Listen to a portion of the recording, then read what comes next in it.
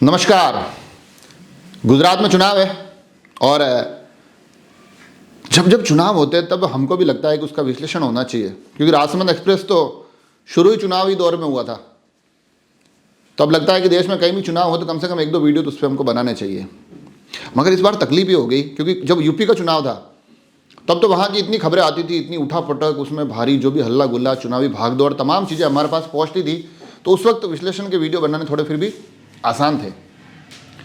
इस बार गुजरात का चुनाव थोड़ा शांत है।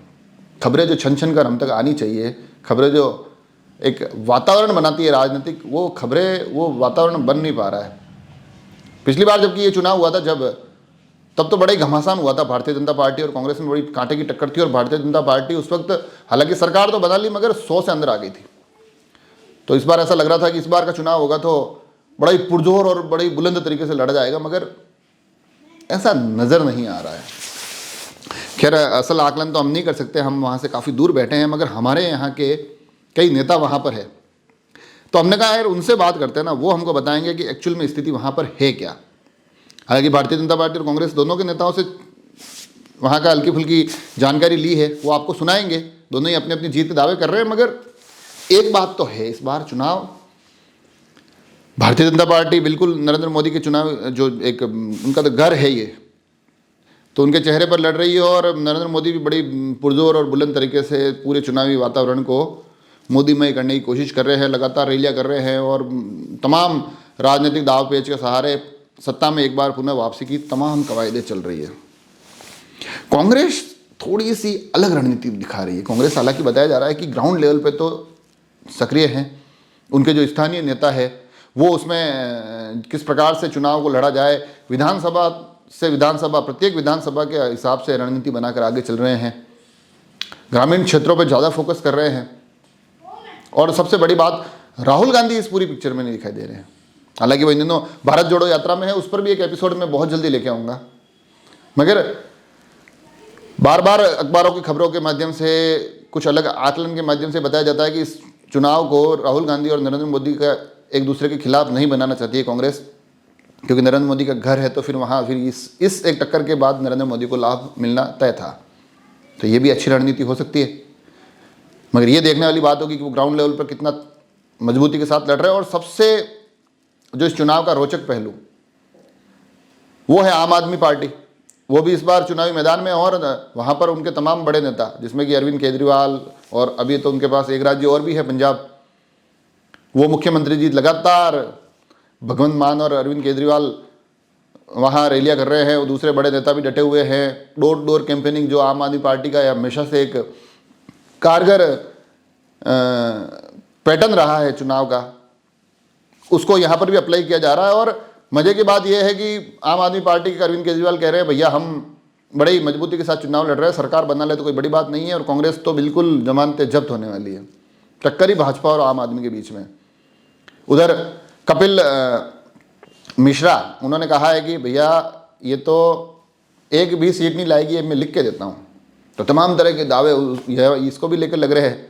तो सबसे पहले तो हमने जो बात की है, भारतीय जनता पार्टी और कांग्रेस दोनों के नेताओं से बात की, तो पहले चलते हैं कांग्रेस के नेता जो अनुराग दाधीच, IT सेल की बड़ी अहम जिम्मेदारी वो राजस्थान में निभाते हैं, इन दिनों चुनावी चेहरा वहाँ बने हुए। तो देखते हैं वो क्या कहते हैं इन चुनावों को लेकर, कांग्रेस की तमाम कवायदों को लेकर। इस बार गुजरात में कांग्रेस पार्टी ज़बरदस्त रूप से चुनाव लड़ने जा रही है। और इस बार कांग्रेस की लगभग आप समझ लीजिए कि हमारी सरकार बनेगी। पिछले 27 साल से जो भाजपा की जो सरकार है, इसने बेरोजगारी, भ्रष्टाचार,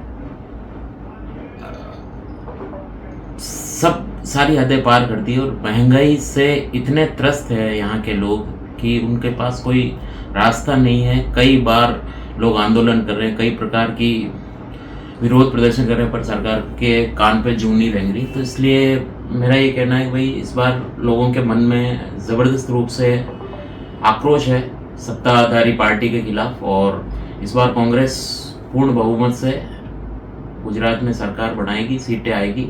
और बीजेपी हर जगह मोर्चे पे हार रही है। और उन्होंने जो अपनी बी टीम आम आदमी पार्टी को लगाया, वो भी इस चुनाव में कोई प्रदर्शन नहीं कर पाएगी। और लगभग कांग्रेस हर दिलो दिमाग पे लोगों के छाई हुई और अच्छे शासन के लिए, सुशासन के लिए लोग कांग्रेस को वोट करने के लिए तत्पर हैं और इस बार हम भारी बहुमत से सरकार बनाएंगे।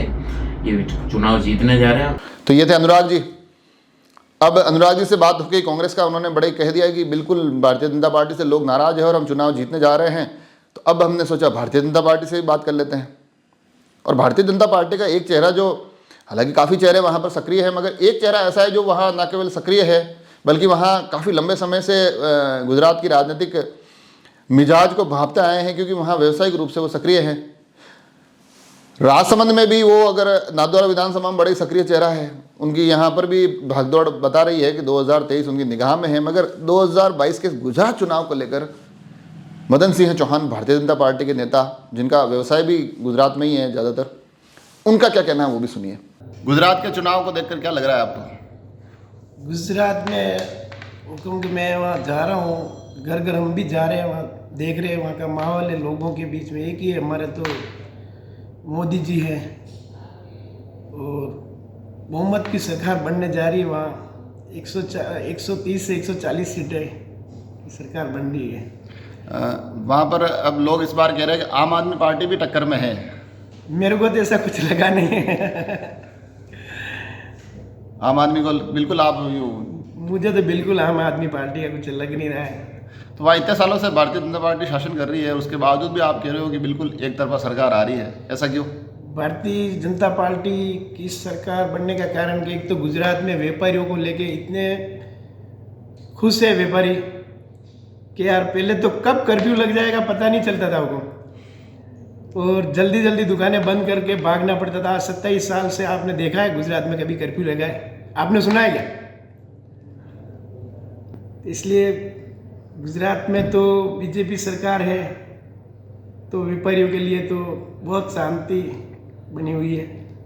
तो ये देखिए, आप दोनों ही नेताओं से हमने जो उनकी जो आकलन मंगवा लिए। हालांकि अनुराग जी तो अभी चुनाव वहाँ सक्रिय हैं, तो वो यहाँ आ नहीं पाए, उन्होंने अपने विचार इस वीडियो के थ्रू भेजे। मदन सिंह जी क्योंकि यहाँ आए हुए थे, तो उन्होंने यहाँ हमें बताया कि किस प्रकार से तमाम ये राजनीतिक कवायदें चल रही है। और ये विश्लेषण इसलिए भी जरूरी था कि जब ये विश्लेषण करेंगे, जब ये आकलन होंगे, उसके बाद जब परिणाम आएंगे तो फिर उस पर बात करने का आनंद ही अलग आएगा। अगर राजसमंद एक्सप्रेस के माध्यम से अगर आप तमाम दर्शकों को लगता है कि यार नहीं, हम लोग भी गुजरात के चुनाव को बड़ी बारीकी से देख रहे, तो आप अपने अपने ऑब्जर्वेशन भी हमें भेज सकते हैं। और हम लगातार कोशिश करते हैं कि जो जनता या आम लोग जो अपने राजनीतिक मिजाज भांपते हैं, जो राजनीतिक आकलन करते हैं, कई बार वो बड़े सटीक होते हैं। तो आपको भी लगता है तो आप भी हमें बता ही दीजिए कि असल में वहाँ सरकार कौन सी पार्टी बनाने जा रही है, कौन सी पार्टी कितनी सीटें लाने वाली है और असली टक्कर किसके बीच में रहने वाली है। तमाम चीज़ें भेजिए आप।